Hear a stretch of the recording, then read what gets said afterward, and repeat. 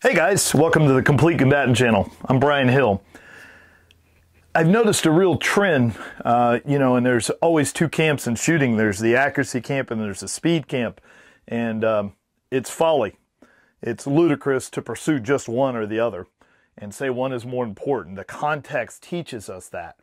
But I've been thinking about how to communicate better, and it's interesting that there's a real difference between the speed shooters' physiology, tension level, and the accuracy shooter, and when it happens.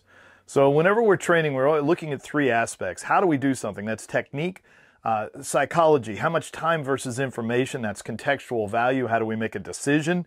And then the physiology of it is how much tension relative to the task, how well coordinated is it, how are we processing this great flow of in performance enhancing chemicals in our body. Sometimes it leads to too much tension or too little.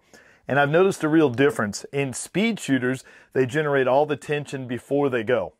So there's a real wind-up phase, and when they let go, the gun comes out and it'll often fire without seeing the go signal, which is see the sights.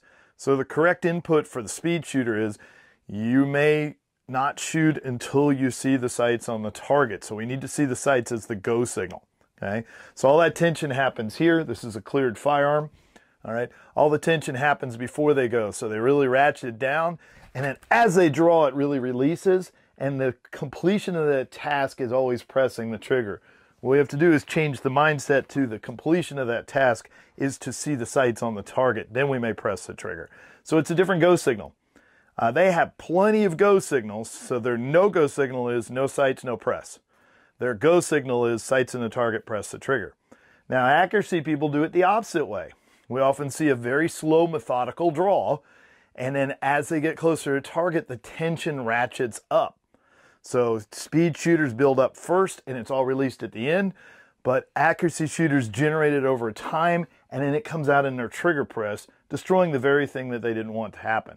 So it looks like this, very relaxed, and then they get tenser as they get towards the task. You can see the tension in the forearms, you can see the head drop. So for them, they're trying to gather so much information it leads to a lot of tension. So the opposite problem is they have to know exactly when is good enough. If the sights are in the place that you desire to shoot, anywhere within it, you should lightly press the trigger. Keep your sights and your mind on the target, and as soon as you see that, you can release. Now, it would be more beneficial if we combine these systems. We need a little energy to get started, all right? So the accuracy shooters should move quickly and then give themselves the appropriate amount of time to aim and press the trigger.